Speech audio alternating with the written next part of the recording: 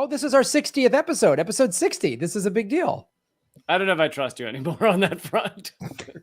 I've actually, you'd be quite proud of me, Lee. I made a point of checking what number it was, going to the actual Google Doc that has all of the operation, you know, all of the subjects we went into, because I didn't want to repeat. Wow. You opened a Google Doc.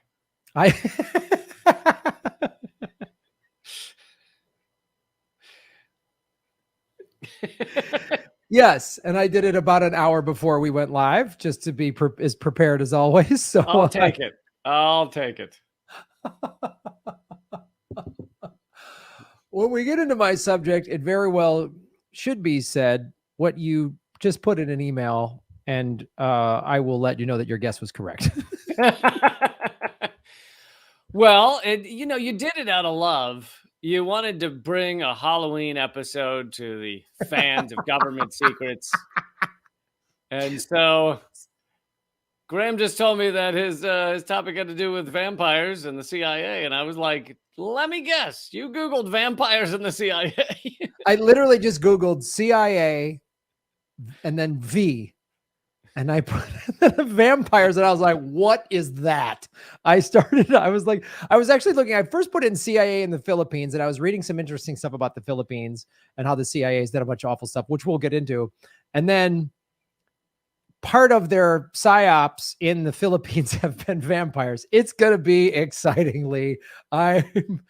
I was wondering if there were some failed Google searches at first, like CIA and zombies, CIA and Babadooks. I didn't.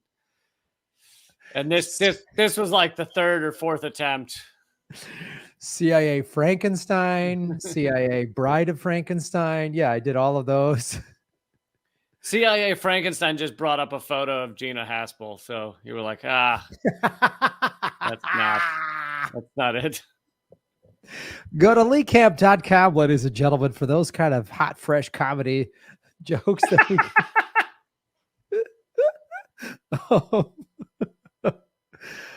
Folks, you can support our show at libirapay.com/government secrets. So many of you have been supporting. It's been exciting. Libirapay is a little confusing in when they pay us out and how. I just get random payments from them and weird amounts. I don't know what they are, but I will put those all together and take care of that. So do we want to do mine first, let's stick with the holiday theme, the Halloween theme. That's absolutely. So since it's government secrets, we just have to say government secrets. I don't know. I think that was more Ethel Merman. I think it was. There's no government secrets like our government secrets, like no government secrets I know. Everything about it is appealing. The CIA is ruining the world. This could be the new theme. Is every week Graham has to cram CIA secrets into lyrics of some different song each week. Well, at the live show, for those of you, if you were not at the live show, you missed out on the Mr. Rogers' Neighborhood. It's a wonderful day for a coup today. CIA operation. It was beautiful. Yeah, YouTube looks out for those song lyrics, and they'll fuck you if you sing 3 notes of Mr. Rogers. They probably are on high alert for Ethel Merman parodies. I'm pretty sure that they're looking absolutely. Her, the estate will they'll get you. Because I'm sure if somebody searches, just put, I'm sure Ethel Merman was tied to the CIA in some way or form. I'm just like, we did one on Julia Child was in the CIA. We did one on Julia Child CIA connections.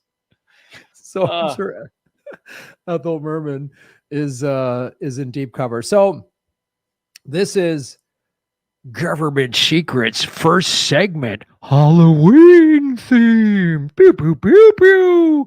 Pew. Ooh. So there we go. We just did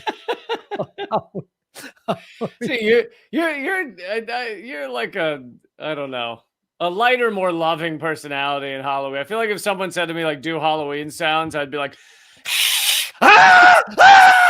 Oh God, my jugular vein! Ah! That would be my Halloween. Yours is like, ooh. Mine are like radio commercial Halloween sounds, like it's time for fall savings at Big O Tires. 20% off on rotations or something. When better to get a mattress than now?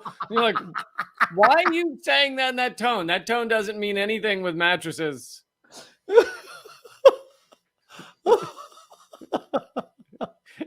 Oh, replace your mattress every 5 to 10 years. Or else a ghost might give you some sort of infection or bed bugs. Your back will be haunted. Now you're getting pretty close to what they actually do. Like these are I'm doing these. This is actual radio copy. Legit, yeah. This is there anything dumber than a radio ad? No, and the attempts to cram in some various holiday is always really, really oppressive. My favorite thing, I have a buddy of mine, and we both we like talking sports, and whenever one of us is watching a sports one, talking. What are the talking sports? Like there's one where you go really fast, one where you jump hurdles while you do it. Yes, the talking sports. We like talking about actual sporting events. Okay. And our favorite thing to text each other is whenever we hear like a local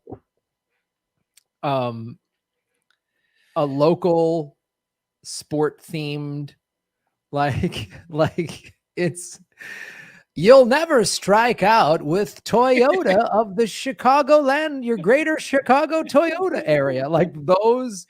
And when they get really out there with the puns, they're like, these deals aren't going to land in the courts for much longer. You're like, what? That doesn't mean anything. You're just barely makes sense. Like, oh, get a hat trick of savings whenever you go to the Washington Capitals, home of new flooring. Like, oh, all right, there's the flooring deal. I could do those all day. I could do those all. I love those all day. But alas, Lee, let us go to what the CIA has done. So we got to go. The CIA used, before we get into the specifics of the vampires in the Philippines that the CIA used, we need to give a little backdrop on the CIA, which was formed in 1947. But OSS Footnote for the regular listeners: Truman both signed the CIA into creation and then wrote an op-ed after Kennedy's assassination saying the CIA had gotten out of control. Yeah, yes, the Truman. Thank you. When he was like, whoops, that was a bad idea. Here's an op-ed piece. It's bad we killed Kennedy. So here's the kind of US's history with the Philippines, right? But just to give a little backstory, the Philippines was a republic of Spain. They got away from Spain, I believe, in the late 1800s. And the U.S. decided to, and before being a Republic of Spain, I think they were an island of regular indigenous people who did not associate with Spain. Right. Yeah. There was a time before. There was definitely a time before the Europeans came in and ruined most of the planet. Yes, that's correct. But in 1898, the Philippines became a colony of the United States after the territory was relinquished by the Spanish following the American victory of the Spanish-American War. Can you imagine? There must have been like 3 days where they were like, "We did it! We threw off our Spanish captors!" And then they hear Yankee Doodle Dandy playing into the horizon. Oh, shit. Oh, no. These guys are the worst. So in World War II, between 1942 and 1945, Japan conquered the Philippines, and they were really brutal to the Philippines. They disrespected them. They, did awful stuff to them. So, and when MacArthur left, that's that famous there, and General MacArthur said, "I shall return." Right. So during that time, there was the Hukbala Hop Rebellion, which was just shortened to Huck Rebellion. And the Huck resistance were basically using guerrilla war tactics. And it was formed in order to fend off the Japanese during the occupation. There's a long Filipino name for it that literally stand for like the army against the Japanese, basically what it was. So of course, I appreciate you not trying to pronounce it. Nobody needs to hear that. Everyone appreciates it. Everyone really, it's better for me to do a sport themed radio commercial than that. Don't settle for a field goal with an average air conditioning unit. Go for the touchdown with your local Baltimore area refrigeration units. Someone's just going to clip that out and legit just play that in their area. They'll be like, this is perfect. We were trying to sell refrigeration units.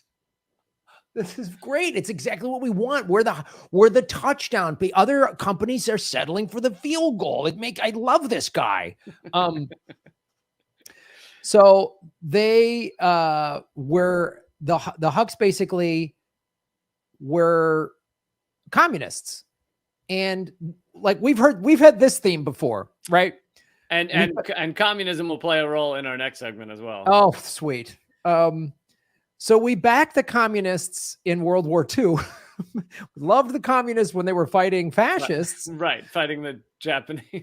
Fighting the Japanese or the Germans or anybody else. The Italians, we had no problem with it. I'm sure we gave them all kinds of wonderful promises too. Like if you win this, we will give you your freedom and oh God. That's our favorite thing to do. Like an American broken promise is you haven't lived till you've had an American broken promise. I would like to meet these people that still to this day, when the Americans show up and go, we'll give you everything you want.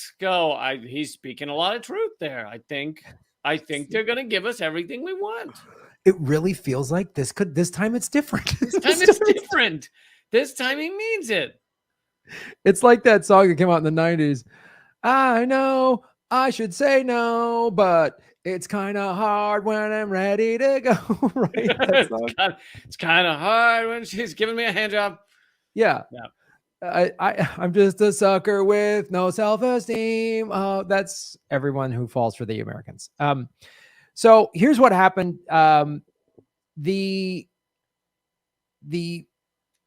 We started then after World War II, putting military bases all over the Philippines. And it was actually, and still could be today, a CIA hub for Southeast Asia is in Manila. We have a headquarters there right now. It's funny. I mentioned Gina Haspel. I think she might've been the head of torturing people in the Philippines. Oh, awesome. I might have the wrong country, but anyway. Well, we know thanks to John Kiriakou, she loved flying around to CIA black sites and watching people get tortured. She, quote, got off on it, quote. So that was good people, just good people all around. Solid. It's good that we put a Karen in charge of the CIA.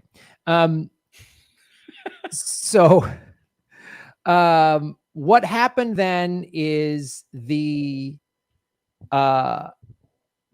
this Huck organization after World War II started to kind of gain steam, and they were starting a kind of a rebellion against the government that was put in there by the United States. Now, we should also make it clear that the CIA operated in support of the pro-American for big business, which we've heard this story before. These big corporations wanted a government that was going to be favorable to them. Obviously, the communists were not. So the CIA came in and operated in support and for big businesses such as Coca-Cola, just to add real quick here, that is the key thing that America and other countries hated about communism was not the way, oh, well, you know, Stalin made it state communism and killed a bunch of people through starvation and things like that. That wasn't really what upset them. What upset them was the idea, the ideological concept of workers having a bunch of power. And, you know, this, what upset them was more that idea than they didn't give a fuck if people died of famine or something like that. So Right. it's like, that is what about communism really drove the capitalists nuts, is the concept of workers having more power. Well, not only workers having more power, but a communist system, if it's actually implemented correctly, there's no, you know, 1%. There's no oligarchs in that system. Like everybody is getting, and they're like, that's the thing I think. I mean, if they could somehow let workers own a piece of the pie, but still be billionaires, they might agree to it, but there's no way, because the way capitalism is structured, you have to exploit labor. You need to have poverty in order to have extreme wealth. Like it's just right. And they love to point to Stalinism and say, oh, well, that is communism. And look how horrible it was. And it's like, no, that was Stalinism. That was not communism. But right. He was just a totalitarian guy. That under a communist system that then abused his power, like, because he was one guy in charge. It wasn't a group of people. So they had all this crony capitalism and oligarchy in the Philippines, and the CIA used its resources to advance the interests of American corporations such as Ford, Nike, and Coca-Cola. Boy, that's what our flag should just have on it, is those logos. Yeah, and there's some people sell those flags with the American flag with all the brands on them. Yeah, I've seen those. The CIA in the United States have consistently played a role in politically and economic life of the Philippines. So I want to get into when this rebellion on August 24th, 1948, the CIA received a message from Filipino Secretary of Defense. The message detailed a peace offering from the Huks to the Filipino government. The demands included an American expulsion. So the Huks were fighting with after World War II, were fighting with the Filipino government. And they said, we'll surrender, but just we want America out of here. Well, we know how that goes. Doing this show, we know the cancellation of get America out of here never seems to go over well for long. Doesn't work. They wanted the bases out of there. They wanted everything. And the cancellation of the trade parity, any secession in hostility or truces that took place during that time period were only at the top level between government officials and peasant leaders. So again, they were like a peasant army, basically. The fighting on the ground continued largely unabated. So in September 15, 1951, the CIA released an assessment of the strength of the Huk. Based on the assessment, the Huk had reached the peak of strength in 1950. The danger of the Huks overthrowing the government had receded. When is the CIA going to build a fucking vampire, Graham? Well, I'm glad you asked, Lee Camp. For the love of God.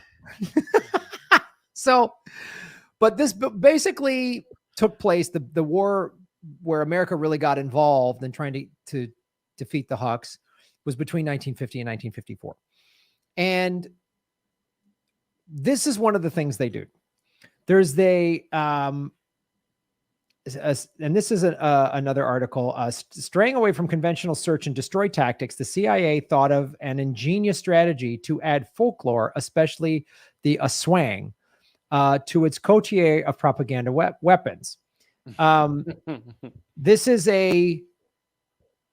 in sort of Filipino, especially in the rural areas, mythology of a vampire-like creature, right? That goes back a long time. So they went, oh, here's what we can do. And since the Huks were basically peasant fighters, rural fighters, that's where their power base was. And mainly in the provinces. So we probably rolled into town and we were like, you must surrender to us. We have Jesus on our side. And they were like, who is that? And we were like, okay, we have this vampire creature on our side. And they were like, oh dear God. Yeah, I know. And people are like, oh, this crazy tribal people believe in ridiculous stuff like Aswang, but we believe in a guy that could turn water into wine and walk on water. And he For some talks to reason, his when we dad. told them we had this carpenter on our side, they didn't react. But Yeah, when we told them we had a vampire, yeah, and their vampire thing's nuts, but we believe in immaculate conception, so that makes sense. We're sane. Considering the rural nature of the Philippine society in this time, vampires are ridiculous. This bush told me so. This bush that's on fire told me so. I don't believe in crazy vampires, but a talking bush that's on fire, if you don't believe in that, I don't know, then you believe in nothing. Then I don't know how you get through the day. Yeah. You haven't read the real books if you don't believe in that. You haven't read the rule books. Oh, they have all this crazy mysticism. Our rule book says you can't mix grains. Our rule book says you can't mix milk and meat. That's yes. because that makes so much more sense. Oh, those crazy tribal people with all their weird ways. But our book says you can literally sell your teenage daughter into slavery, which is a thing that is said in the Bible. So you can do that, which that apparently isn't savage or crazy. But this also says you can't wear a cotton wool blend. So, you know, you guys are going to hell because you got that fucking cotton wool shit on. Well, wool sucks. I mean, let's be honest here. Wool. Whoa, Graham, you didn't tell me you were going to go this edgy on the show, all right? This is a divider line I don't cross, all right? I do not piss off the Wool Guild. The Wool Guild. There is a sternly written email being drafted as we speak. Mr. Elwood, sir. We are so fucked. On behalf of the Wool Guild, how dare you take on our means of supporting our families in such a derogatory tone? I've been the president of this guild for 132 years, and this is the most upset I've ever been. You, sir, it's bad enough you don't eat mutton, but now you've disgraced the... I can't believe I had to put my teeth back in for this. My wooden teeth. You know the guy's got wooden teeth. The guy at the Wool Guild has wooden teeth. I call it my woods and my wools. I had to put my woods and my wools on just to respond to this travesty. You know he's going to link up with the cashew milk people, and this is going to, all hell's going to break loose. We're fucked. We're fucked. We're done. This is why we have no ads on this show. They know. They know. Because all of our wool ads would just be being yanked right now. Yep. Yeah, I just remember growing up as a kid in Wisconsin and in the winters and having these just itchy, shitty wool sweaters. I hated it, and I don't like it. And that's been your true vendetta ever since. Been against wool.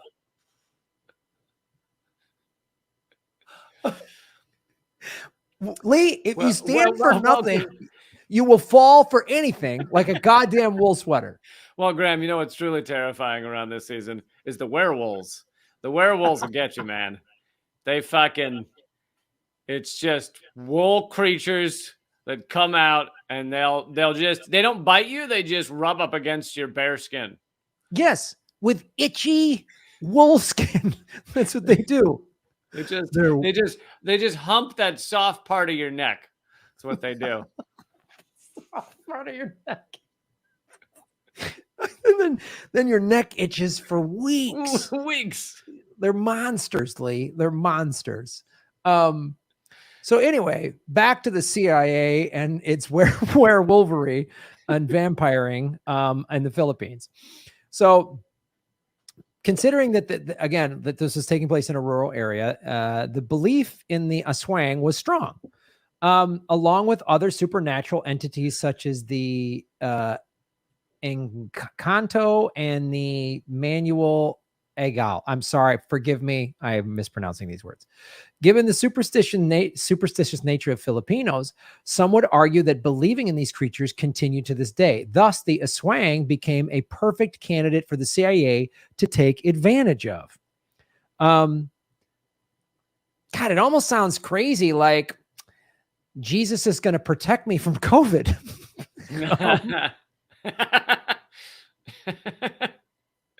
Yeah, they continue to this day to believe in fairy tales. What kind of troglodytes are these? What kind of Meanwhile, we're like, I can't get COVID when I have a cross necklace on. What are you talking about?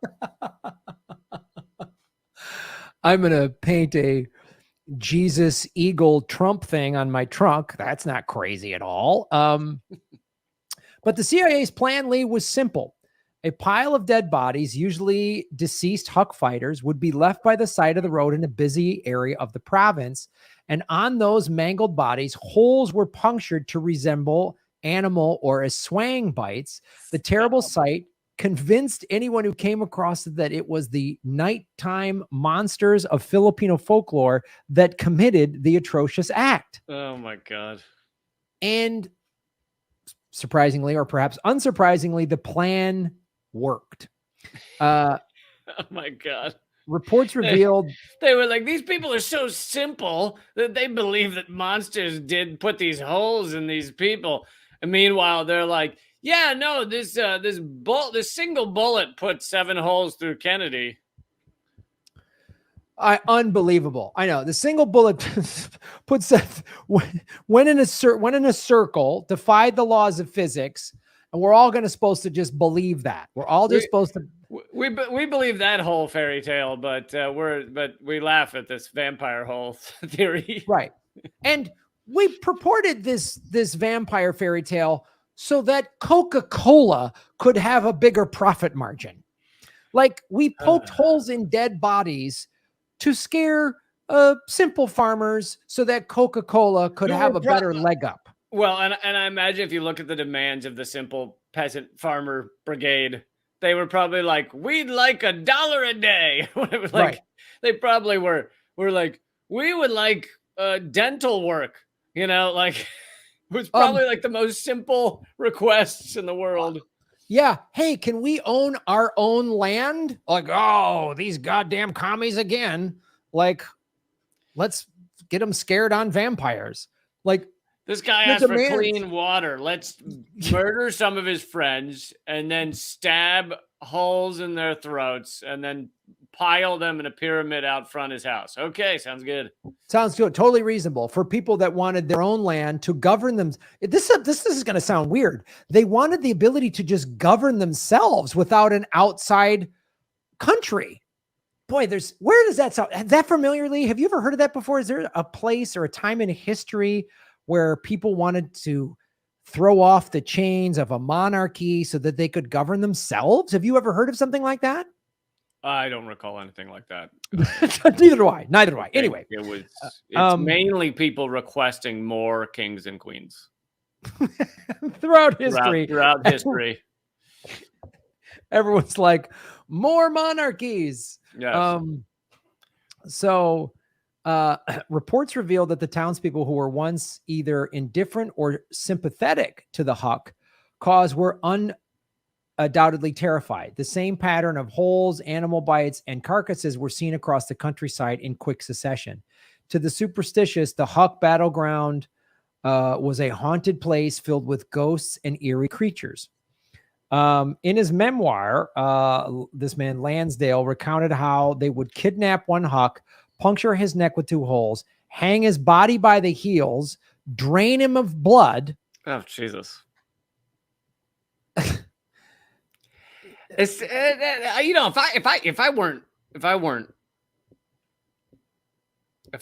I were crazy, I would think that sounds like desecrating a body.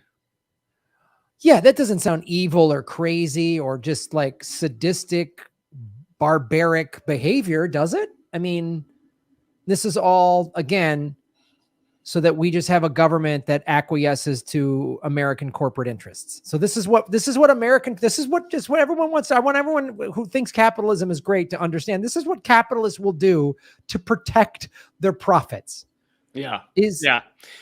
And we even, I mean, you could argue that it had already happened by that point, but basically between that, back then corporations had a lot of power. Now it's really just melded into one thing. I mean, the corporate America just owns the government, like just is the government. There is no, it's not like they need to take a meeting with the government. They are the government. Oh yeah. There's no seam anymore. They're just a part of it. And it's now it's like the military works for the corporations. The Congress and the Senate works for the corporations. They're not even like, they're just underlings. I mean, yeah, no, it's literally as if we were like, hey, from now on, the Senate is just, we take an exec from each corporate, the largest 50, 100 or so corporate entities, and they just send their secretary down here. I want to show you this, this Edward Lansdale. This is from his journal. So just to give people an idea of what the guy who did this looks like, and said in his own memoirs, we punctured holes and hung guys up. Just take a look at this little angel. Look at that little American angel we've got there. He's got a bit of an SS vibe, I'd say. just a hair of an SS vibe, just a little SSE. Just a slight SS-ish. Just look at that nice little SSE guy. This guy was you look, he's got US. He's a US. He's like, it looks like a 2-star general. This was his plan. So in his memoir, he was just proudly like, so all we did was drain the blood out of the victims, and it was a blast. Pretty much. He's basically in this thing, and he boasts.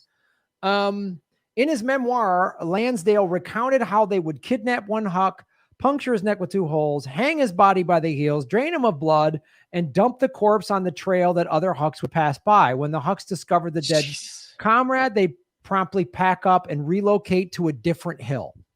It's fucking horrifying. Yeah. They were like, then we'd of course we'd have sexual relations with the holes in the neck. I mean, that was really just an extra. That was a little perk for the guys. That didn't really help with the mission. It was just we wanted. It was good for morale. Really. Yeah, just got to let the guys blow off steam. Yeah. Another tactic used by our SS friend Lansdale and his team was the quote eye of God, which would be painted on the wall facing the house of a suspected Huck sympathizer in the dead of night. The mysterious presence of these malevolent eyes the next morning had a sharply sobering effect. They would just paint that on there. So that's how the creature has been depicted many different ways. Together with the combination of logistical and factional problems, the Hucks began to lose moral support in the areas they once held. With the psychological operation deemed successful, the search and destroy missions of the Army continued and intensified until Louis Tarrant and the majority of the Hucks laid down their arms in 1954 to accept a pardon. The CIA succeeded in its unconventional psychological Aswang operations, which could be perceived in the precedent to the infamous Project MK Ultra or the CIA mind control game. So that's another thing we learn on this show. Whenever the CIA tries its first evil thing, it's usually like, well, this was the precursor to an even more evil thing. Well, that when they finished with this battle in the Philippines, they were like, all right, we're done. And the guy's like, well, I can still poke a few holes in people, right? I still drain some blood, right? We're not just done with the blood draining, right? Yeah. Because it was going pretty well. So, let's just not be hasty and throw that whole concept out. Because I feel like we're just learning how to do it well. Like, look how much we tricked these guys. I wonder how else we can trick people. Hey, and somebody's created LSD and all these other things. It'd be like so many of these CIA operations that we've talked about all fold into each other in one way or another. They're all like connected. Like, yeah. Well, we're about to get into some FBI operation. Oh, government secrets. Second segment, FBI theme. Beep, beep, beep. This is MLK versus the FBI, if you want to add that to your deep voice scenario.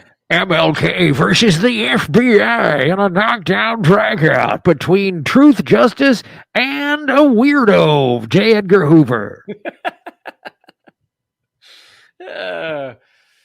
So there is a new documentary, newish documentary on. You can get it on Hulu. I think it was made by FX or something. And it's called MLK FBI / FBI, and it goes through a lot of details about the FBI's like ongoing battle against MLK, trying to undermine him, trying to crush him, trying to end his power, his leadership. Mm-hmm. I think I'll get into a little more of this as we go along, but there's a bit of a limited hangout feel, which we've discussed before, a bit of a partial reveal where you are getting a ton of detail about what the FBI was, their surveillance, everything else, what they were doing to MLK. But maybe they're leaving out certain aspects. They certainly don't get into his assassination other than just to be like, oh, he was killed by James Earl Ray. Boopsie. That's about Which we've it. covered on. We did an episode where you went into the huge cover up and the conspiracy surrounding MLK's assassination. Yes, we did a 2-episode arc, which were episodes 6 and 7. So if you want to hear the truth about MLK's assassination in depth, with a lot of detail that I guarantee you don't know if you haven't really read up on it or listened to those episodes. Go back to episodes 6 and 7 of Government Secrets, and spoiler alert, James Earl Ray did not do it. And even MLK's family believes James Earl Ray did not do it. So, but we're not getting into that. We're mainly talking about while he was alive. So they start off, this is perhaps the biggest propaganda of this documentary, but most of it, I'm saying the documentary is very good. So most of it, I'll be talking about what they're revealing is correct. But towards the beginning, you hear this voice go, this time represented the darkest part of the FBI's history.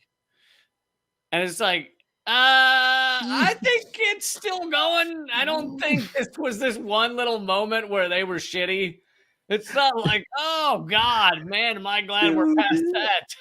They always talk about the FBI and the CIA like, oh, they did this crazy stuff way back when. Like, what are they doing now? Just selling brownies? Like, what like?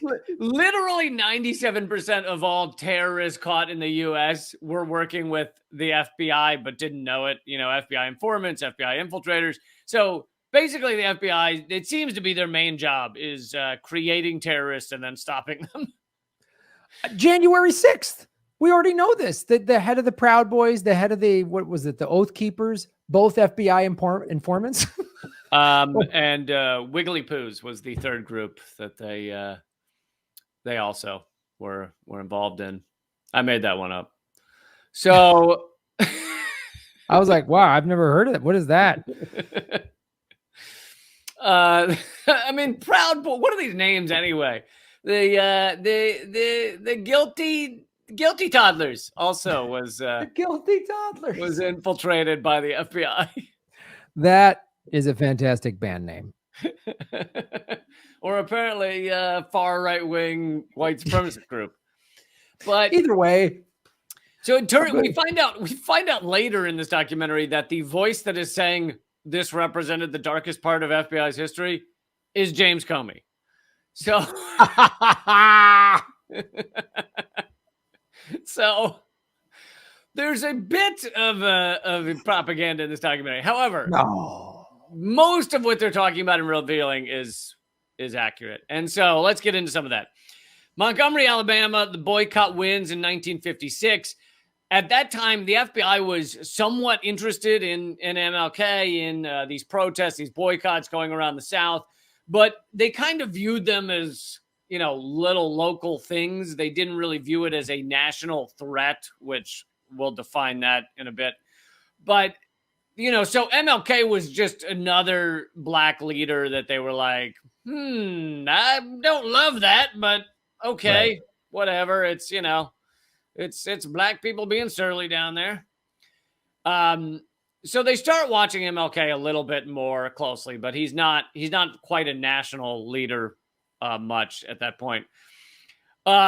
So they notice he has a friend and confidant named Stanley Levison. Stanley Levison was a white lawyer, became close to King, was advisor, and the FBI looks into this. In around 1962, they get very interested in this, and they're like, "Well, hold on, why is he friends with a white lawyer? That seems odd." And they're like, "Well, I'm sure the white lawyer's on the up and up." And then they were like, "Wait a second, is he Jewish?" And they were like, he's a Jew. So they were like, this Jew's got to be up to no good. So, so Levison had been involved in the Communist Party and communist politics. And it's funny, like growing up the way I did, you hear that and you're like, if you haven't educated yourself further, so like even going into college, when I heard like someone had been in the Communist Party, I literally thought it meant like they were in a party of individuals whose goal was to like assassinate American political leaders and like, just like the worst human beings. When in fact, communism at the time, I mean, granted, there was tons of propaganda against it, but for those who were a part of the American Communist Party, it was like, I believe that workers should be running the show rather than a tiny number of incredibly rich individuals. Like that was why they got involved in the Communist Party, not because they were like, we need to kill everybody and just have chaos. Like that's what we were all fed. We were all fed that, especially in the 60s, 70s, and 80s. And, and then when the wall fell, they ran out of enemies and, we got a new one after 9/11. But like, we were all fed that. When someone was like, "Oh, so-and-so was I remember I really liked the band The Clash when I was like, 12, 13, 14. And I was in high school and someone was like, "Oh yeah, there's an album, their album Sandinista or whatever. They're communist." And I was like, oh no, like The Clash is going to want to murder Americans and eat babies or whatever, The Clash supports terrorism and harming people. Yes. They just want to blow up America. That's all these commies are going to do. And I remember seeing like a May Day parade and I was like, how are we letting them on our streets? And I was just fed all of this. It's like a pipe fitter. And you're like, why are they here? A guy just wanting a livable wage, and free healthcare. Get these monsters off of our streets. So to the ruling elite at that time, being like communism or socialism, it was like being that was equivalent to having Ebola. Like, and that was the propaganda they fed us too. It was like one person has it, and if they interact with you, then your organs just start pouring out of your anus. Like that was like, you know, a communist? Oh my God. How are you not vomiting out your gallbladder right now? Yeah. It's communism. Well, again, that's how they would do it. Those like, communism is a virus. It's a disease that spreads. I mean, I remember watching all of those old movies and propaganda, black and white, films were always like that. Right. And there was a lot of combining that with black solidarity or black, power. And I don't even just mean the Black Panthers who said actual black power, but just power in any way, political power, anything. So black solidarity groups, all of those were accused of being communist. Like there were maps that they would show, and it would show like a large swath covered in like black color, and it would say like the Black Communist South. And it was just, it was meant to tell white America like, oh, they're here and they're taking over and they fucking hate you. Like, and again, that tactic is still being used today of like, hey, white America, the angry blacks are coming. They'll make them Black Lives Matter, or, today back then, black communists or whatever, Black Panthers. Like stay in the white suburbs because the blacks are coming. That was always the scare tactic still being used. So they legitimately believed that this guy's a communist, which he had stopped working with the Communist Party.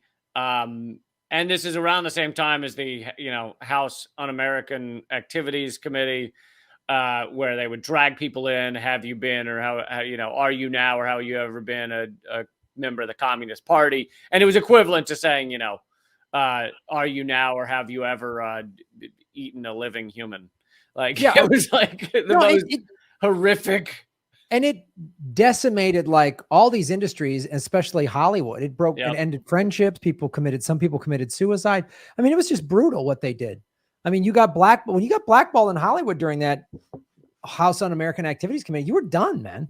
Yeah. I mean, you were done. You could not work. That was it. Yeah. There's a great movie about Trumbo that I think was titled Trumbo. Yes, with Bryan Cranston. Yeah. Great movie on him. And, he wrote some Hollywood's classics and everything, but he had to write under a fake name. Even though he was such a huge, already established part of Hollywood, he had to go to writing under a fake name because they, and he was a communist, but they, he believed in workers running the show. He also served in World War II, and John Wayne didn't. Right. Good point. But so anyway, Levinson had distanced himself from the Communist Party, but that didn't matter. They still, once communist, always a communist, right? Once you're infected with Ebola, you're always infected with Ebola. So rather be dead than red. So Levinson was close with MLK, and J.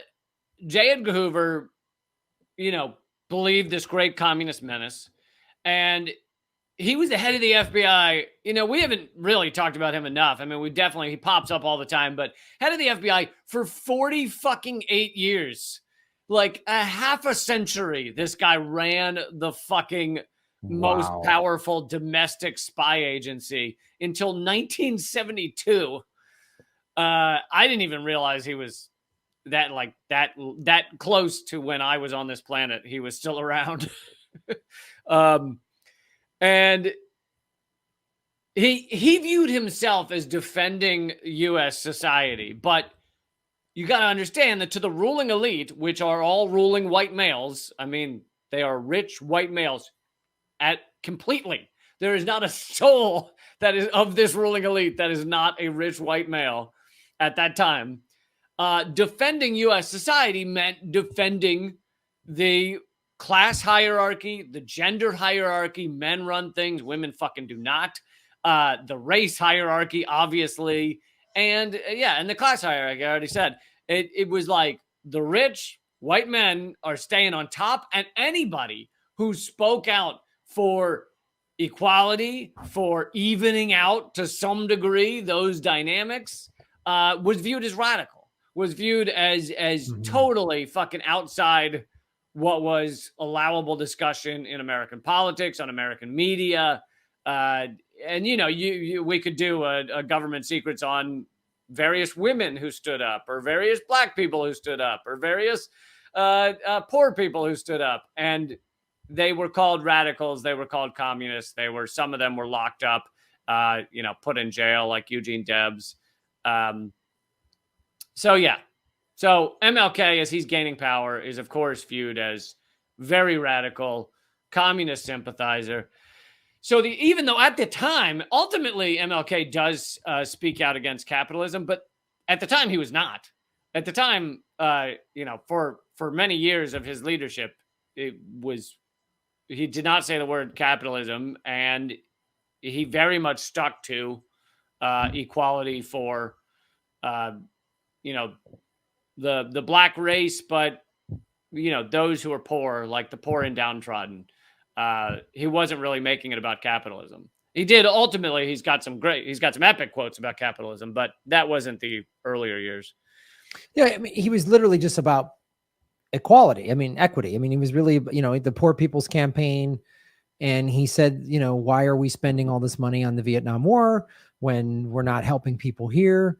I mean, this is, and as you stated, J. Edgar Hoover's job was to protect the white colonialist tradition of America, and protecting its power and its land and everything like that. And this, I mean, we've talked about this. I mean, we talked about Fred Hampton, it's similar thing. And anytime you start unifying people, we talked about this when we've discussed on several occasions how the FBI was involved in the MLK or Malcolm X assassination and NYPD.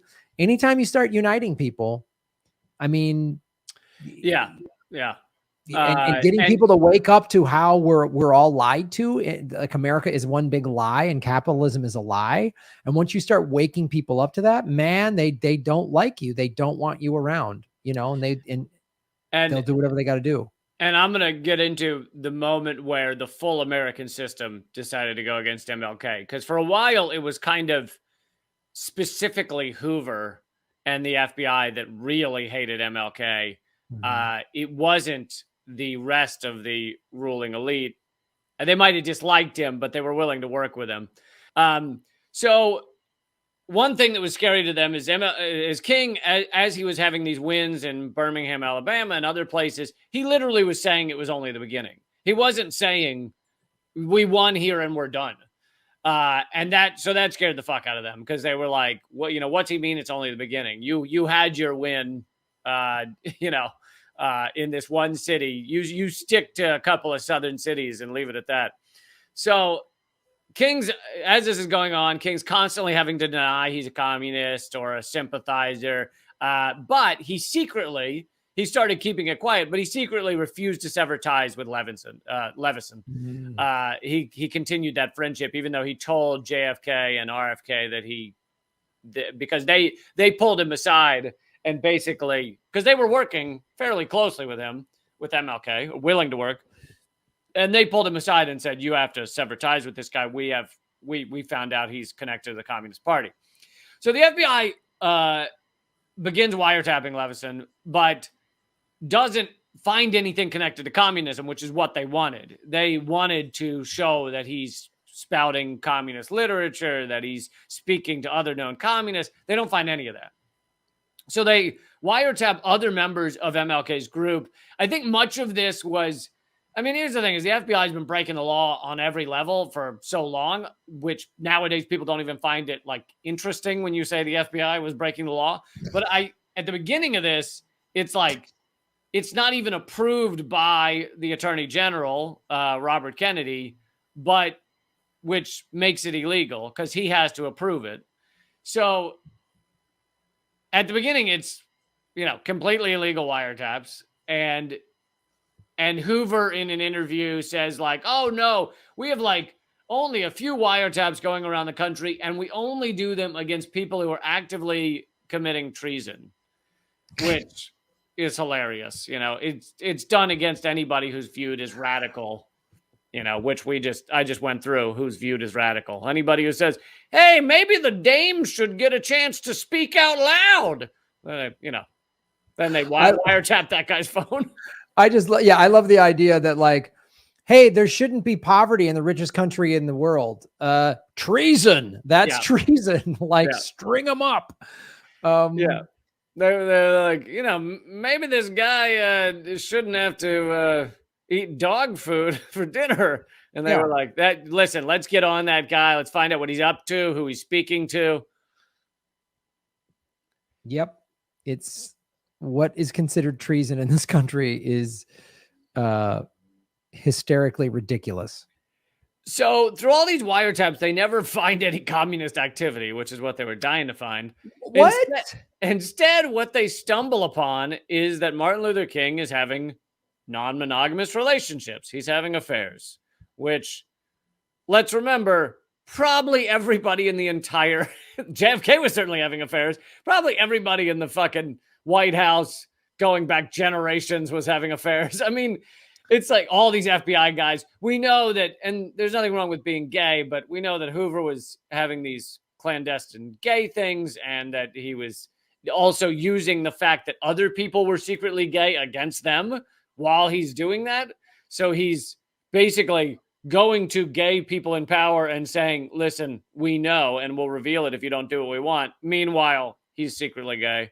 So yeah, that's the issue. We've talked about this before. There's nothing wrong with being gay, but the fact that he's going to be this moral arbitrator of like, oh my God, MLK is having affairs outside of marriage, and he's having all of this secret sex, whatever. I mean, if you're doing all this secret stuff, whatever, it's gay, straight, whatever, and then you're blackmailing people and you're taking the moral high ground, and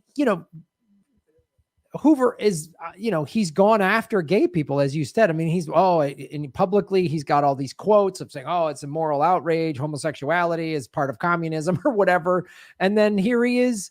Well, it is required when you join the Communist Party, you do have to blow a guy. So, yeah. But it's blowing for the people. So yeah, it's just so typical of these. And it's throughout. I learned this at a young age. Anytime I see somebody that's like on the moral high ground, they're doing some creepy shit behind doors. It. Like anyone that's like holier than thou, these religious people. I mean, dude, as we've discussed, I was raised Catholic, so the Catholic man, they're all anyone that's like has that stance of they're better than you or they're more moral than you. They are doing something. They're fucking a cat or something. I don't know what they're doing. They're doing something weird to somebody. Dude, how many cats have to suffer so we can have this fucking holy, righteous bullshit? I know. It's just like they're all. I just anytime somebody takes that stance, I'm just like, what do you got in your what skeletons you got in your closet? What are you doing? Yeah. What was his name? Was it Craig Murray? The congressman who was in charge of like the child protective fucking bill, and he was like having sex with 16-year-olds or 16-year-old boys and like pressuring them and everything. And it's like, yeah, of course he chose to be the head of that fucking push, that holier than thou push, and of course he's secretly having sex with kids. Anyway, that aside, Robert Kennedy is he eventually authorizes the wiretapping of MLK.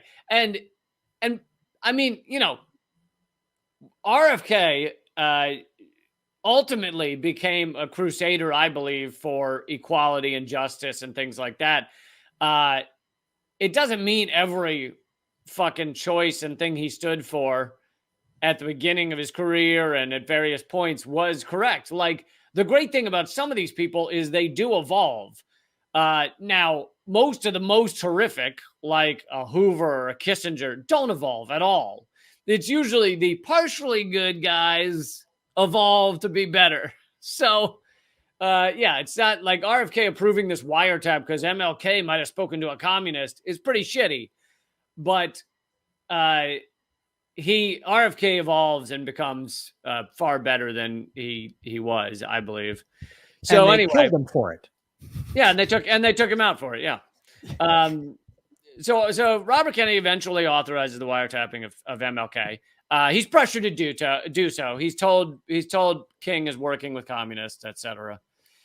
The FBI knows they're mainly just trying secretly. So they tell RFK, we need to do it because he's working with communists. Secretly, they knew the reason they wanted the wiretaps was to find more evidence of King having sex with, people who aren't his wife, women who aren't his wife, and because they wanted to use that to try and crush him.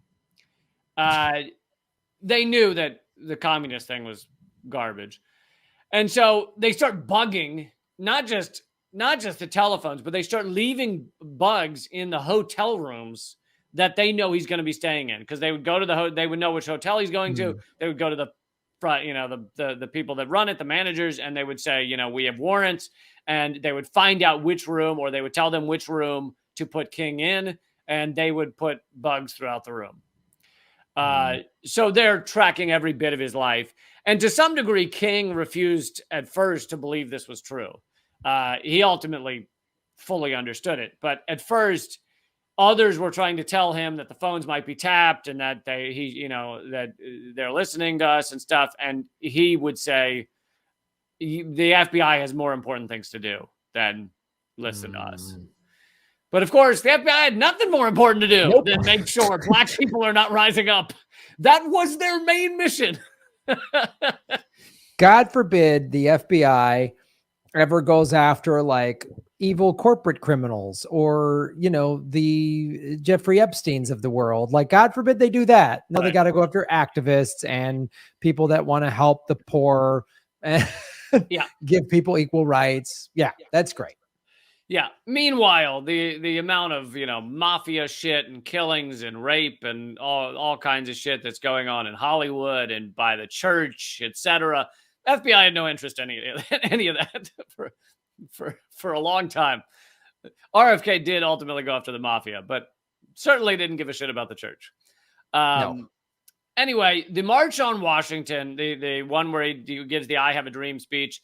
It was August 1963. It was terrifying to the FBI and to many in the ruling elite because it took a black Southern movement and turned it into a national movement for civil rights. And William Sullivan, who was the second at the FBI below Hoover, he sends a memo the day after that march that says that Martin Luther King is, quote, the most dangerous Negro in the future of this nation, unquote. And we have to use every resource at our disposal to destroy him. So that's where the FBI's mind is in 1963. 1963, also JFK is killed. President Johnson comes into power. Now, at this point, people need to understand that Johnson saw the writing on the wall, realized that his votes were reliant on black people, etc., and just knew that, like, corporate America, along with the ruling elite, realized that civil rights was going to happen, and they needed to work with that power rather than continue to try and fight it. So Johnson signs the Civil Rights Act into law. And also, I think the Democrats were like, you know, this will secure us elections for years to come if we have the entire black vote. So King wins the Nobel Prize, and King and Johnson are at this time working together. So basically, it's like FBI and Hoover despise MLK, but Johnson and some in the government view King as someone they can work with. Okay. So 1964, and King also is carefully avoiding a public spat with Hoover. He doesn't want it to become a full-on him versus the FBI thing. But in 1964, Hoover makes a speech saying MLK is the world's most notorious liar. King then begins criticizing Hoover slightly and criticizing the failure to reinforce the Civil Rights Act. Because here's the thing. You can pass a law saying everybody's equal. The next step is reinforcing or making sure that everyone is equal, which came down to the FBI, who did not give a fuck to make people equal, to make sure people were equal, and to go after people who were violating the Civil Rights Act. It's not even, it's more than just they didn't care about people being equal. They were like, no, we're not going to protect these rich white guys. Like that's our goal. Like, so anything that gets in the way of these white guys having power, we're taking them out. Yeah. So a lot of people, I think, look back in our history and they go, well, Civil Rights Act, then, you know, there was equality. Sure, there's still systemic racism, but basically there was equality after the Civil Rights. It's like bullshit. It's like that act was passed, and then there was a slow trudge uphill through mud of trying to have any kind of equality. Mm-hmm. And during this spat between Hoover and King, people have to remember King now is kind of worshipped, and, you know, even our ruling elite, even our white ruling elite, even our Republican ruling elite go, oh, MLK, how great was he? But at the time, and of course, many of them are full of shit, but I'm just saying, at the time, a poll of Americans showed that in this back and forth between Hoover and King, 50% believed Hoover and 15% believed King. And the rest said they didn't know what was going on. Wow. So far more of America thought Hoover, FBI, great guys, wonderful human beings trying to save America. this MLK guy, he seems to be causing a stink. He seems to be causing a bit of a razzmatazz that's upsetting to many in our great country. A razzmatazz? I don't know that I've ever heard that term used before, committing a razzmatazz. Oh, man, you got to look up razzmatazz. One of the best. It usually means festivities, so I know it's used in festivities, but I've never heard it used in this context of this guy's causing a razzmatazz. Well, Graham, you got to get out more. I mean, it's all the rage with the kids these days. I really do. I'm not razzmatazzing enough. It sounds like I need more razzmatization in my life. Oh, absolutely. If you haven't been razzmatized, then you gotta. There's a whole ceremony. I mean, they put you through a thing. Don't worry, it's not like the ceremony to get in the communists. You don't have to blow anyone. So. It just feels like it'd be weird. Something's getting put in me that I don't want in a razzmatization. Mainly raspberries. So behind the scenes, the FBI begins distributing stuff about MLK's affairs to like churches and media outlets. They're trying to, they want the stories to be done about how MLK is having affairs, but no one's willing to do it. I think that much of the country, and I don't know specifically which outlets they went to or whatever, but part of it might have been that the FBI didn't want it connected to them, so they're sending anonymous stuff to these outlets to try and get it out there, and the outlets are probably like, where did this come from? But then on top of that, it's like a lot of the outlets probably thought, well, we cover up all the affairs of every other politician. Maybe we shouldn't, maybe we should also take a bullet for this one too. Like, it was so common back then for them to cover up all of the affairs of every ruling person, every person in any kind of level of power, that maybe they were just like, oh yeah, we generally ignore this stuff. Yeah. Everybody's having sex with everybody. We just usually just don't talk about it. We always just get covered up. I mean, Kennedy was, Johnson was, I mean, everybody was. Yeah. Yeah. So they were just like, oh yeah, this is just a thing we do, right? I mean, probably most of the editor-in-chiefs of the newspapers were like, affairs aren't really a bad thing. I think sometimes it clears the head. So the FBI mails a tape. This is when they're getting frustrated. They mail a tape of MLK, an audio tape, having sex with other women, to his home address. It's anonymous, with an anonymous note that was actually written by Sullivan, the number 2 at the FBI. And the note basically recommends, it's to King, and it says, oh, I can't, it pretends to be a former fan of King's. And it says, I can't believe how horrific you are, what a hypocrite you are, you're a monster, and you need to do the right thing. And it basically suggests he kill himself. Wow. So the FBI mails this to his home address saying, you really should kill yourself to save your dignity. So Coretta Scott King receives the package. She doesn't really know what it is. She knows it's audio tapes of someone having sex, but I think she thinks it may be fake and not her husband. Right. The other thing is, marriage is a crazy fucking situation. So it's like, maybe they had an agreement, maybe they understood each other. Who the fuck knows what they had going on? Who knows what their agreement was? But marriage is a crazy situation. That's just what. Well, I've done whole segments on how insane marriage is. So I know, but most of marriage boils down to religion. But anyway, because you're not married, you guys had some kind of druid ceremony on Easter Island or whatever, right? Like you guys Druish on Easter Island. Yeah. It was with the Moai, and we have an open relationship with Moai. You can hump any of those big-headed statues.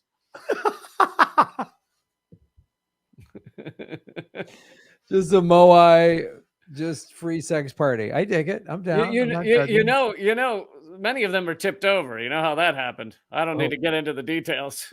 You know what I'm talking about. Anyway, so it doesn't quite achieve what the FBI wanted. Like, he doesn't kill himself and it doesn't go to the press. However, it does have a really draining result on Martin Luther King. He's clearly nervous for the rest of his years that this is going to become some public thing and they're going to try and crush him. So he has, I don't know about a breakdown, but a lot of emotional trauma, and he's very worried that like his sex life is going to be all over the newspapers at any minute. So like I said, and don't worry, we're working towards the end here. But like I said, he had a kind of working relationship with the Johnson White House, but then he does he crosses the red line. He criticizes Vietnam. But he's beaten down. The moment he criticized Vietnam, he is so beaten down in all the newspapers. I'm sure Johnson probably gave him a personal call. Right. He is so beaten down that he backs off and doesn't mention Vietnam for another 18 months. Another year and a half, he doesn't say shit about Vietnam. Wow. Because, and it's like one of those things where you kind of understand where he's coming from. He has achieved massive gains for the Black people of America. Mm-hmm. And all of a sudden, it seems like that's all going to be crushed. All of his work's going to be crushed because he's coming out against this war that is overseas, that he's not facing day to day. Right. And so there's an understandable aspect of that. Now, the other side of it, which he ultimately would agree with, or would have agreed with, is that morally, it doesn't matter what the ramifications would be. Morally, I can't sit there and watch this and not say anything. That's the other side of the argument. And eventually, 18 months later, he finally decides that's what it needs to be, that morally he can't sit back any longer. Ramparts magazine, which the legendary journalist Robert Scheer was an editor of and wrote a lot for. And I now write for Scheer Post, which he continues, scheerpost.com, Ramparts magazine. And it was, I think some of the reporting or some of the photos or something were, maybe all the reporting was done by, what was his first name? His name is Dr. Pepper. Can't remember his first name, but he wrote the book. He's written many books on the assassination of MLK, and we quote from him a lot in those episodes back, episodes 6 and 7, where we cover the MLK assassination. And he became good friends with MLK for that year after MLK reads this Ramparts magazine article about the effect of napalm on Vietnamese children, and he decides he can't stay quiet anymore. Right. He sees the photos of what we're doing, the horrors of Vietnam. And once he does that, the fucking alliance with the Johnson administration is over, and he becomes the most hated person by the American ruling elite, the American media. No longer is there, this some of the media was on King's side through a lot of this, but coming out against Vietnam and saying it was morally repulsive was the end. So, and throughout all of this, the COINTELPRO system is going on where they're infiltrating his organizations. He had a man that was sat a few feet from him in his offices named James Harrison, who was a paid informant for COINTELPRO and the FBI for years. So they had infiltrated these organizations, and they also, COINTELPRO was also about upsetting these organizations, causing disputes, causing problems. It wasn't just about relaying information. It was how much strife can we cause in these organizations, like the Black Panthers, Malcolm X, etc. Which they're clearly still doing today in the left. I mean, I mean, since you watch Force to Vote, you watch any of these things like that, even the COVID, and they're just keeping everybody on the left fighting and with each other, and they're doing a fantastic job of it. So, yeah, they are still to this day infiltrating all these organizations, doing their best. It doesn't mean every person who has a qualm or an issue in an organization is an infiltrator, but there are plenty, and they are doing their damnedest to just and they you know, nowadays it's easy to use the you know, politics of race. It's easy to use politics of gender to just sideline all of it as much as possible. So, yeah, that still goes on.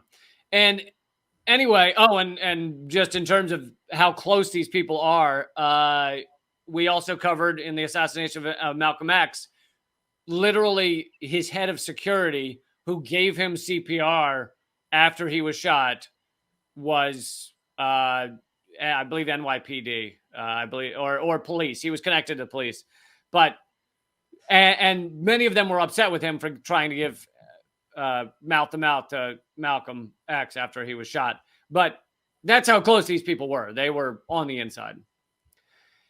So MLK begins planning the Poor People's Campaign in Washington, D.C. in 1968, which, again, you were talking about unifying. This would take MLK's message, and he'd been doing this for a while, so it wasn't the first time, but take MLK's message of racial equality and make it about more about class equality. Take, you know, combine black and white people into, we are the poor of this country. It's a rich country. There shouldn't be any poor. And that unity was, again, terrifying to them. Well, he started on that unity. Bobby Kennedy started on that unity, and wacky coincidence, they were assassinated 2 months apart from each other. Yeah. So during this time, Sullivan, the number 2 at the FBI, begins adding handwritten notes to the MLK files. So many of these files have been revealed. So you can read about Martin Luther King having an affair, such and such or whatever. And Sullivan starts adding in notes later that say like, oh yeah, and there was an orgy where they raped a girl and MLK watched. Martin Luther King watched on and laughed. And it's like, so let me get this straight. Years or, you know, months after there was actually surveillance of any of this, you just remembered that there was a rape and that he laughed. Yeah. Like it's just utter garbage. And you can see these handwritten notes in the documents. So King, you know, coming out against the Vietnam War, coming out against capitalism, saying capitalism was, you know, the root of much of the harm for people in the country. That really is, that's kind of the break from much of the ruling elite, and he's assassinated that year, which he's killed in Memphis. We did, like I said, 2 episodes, episode 6 and 7. He was not killed by James Earl Ray. There's a ridiculous abundance of evidence and statements and everything else about how he was. Sorry, William Pepper. There it is. Thank you, Kate. Dr. William Pepper. Well, he wrote The Act of State, but then he also wrote other books, which came after. I think maybe it was called The Plot to Kill King. So people should definitely make sure they get his most recent copy, because that's the one where he actually figures out which Memphis police officer pulled the trigger, because for a long time he didn't actually know which police officer had pulled the trigger. And I'll just remind people that there was only one trial ever in the death of Martin Luther King. It was in 1999, and the jury found that it was not James Earl Ray that killed Martin Luther King. It was a man named Lloyd Jowers, combined with components of state and federal agencies. And Jowers did not pull the trigger, but he disposed of the gun in his grill. He owned a grill bar and grill that was right there that looked straight out at the balcony. And he basically grabbed the gun after the shooter fired and disposed of it. And there was a witness to that, a waitress. Anyway, that's about the end of it. The tapes that the FBI made of Martin Luther King are held in the National Archives, and they could be released or revealed in 2027. Now, many are saying that, listening to MLK have sex isn't really going to add a lot to this conversation of incredible abuse by our government, but that's where it stands. Well, you think the trial in 99 would have been like, that would have been the tipping point of like, nope, we got to do something about this, but it's just all this after the fact, or, oh, they make a statement and we're going to. I know the New York Times did cover the trial in one tiny paragraph in section D7. You can read one paragraph about how a jury found that Jowers, along with government agencies, killed Martin Luther King. And then I think they say something like, but, the government didn't really put up a defense, so it doesn't really count. It's just, it kind of shows that the government targeted a peace activist and had him killed. But I don't know. It's a little murky. They were busy that day. They were busy framing other people. So they didn't just have time to go to court. And They've got so much stuff they got to do, taking away all of the activists and black leaders in America and anybody who was against the war and anybody who wanted to unify Americans along class lines. Yeah, they had to get rid of all of them. They were busy with that. That's a lot. Yeah. There's a lot of paperwork involved in that. Yeah. I mean, you wouldn't believe how many fucking groups of white supremacists you have to show up to before you can finally get your informant to talk one of them into kidnapping and killing a governor. It's like a fucking, we've been to 37 meetings this week. Just white supremacists talking about how all black people should die, et cetera, et cetera. And we're like, why don't we bomb some people? And they're like, nah. Like, they're just so lazy. So it takes a lot of effort.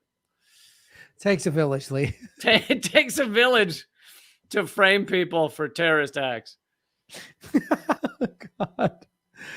Well, that's actually kind of true. So I feel like that's the episode.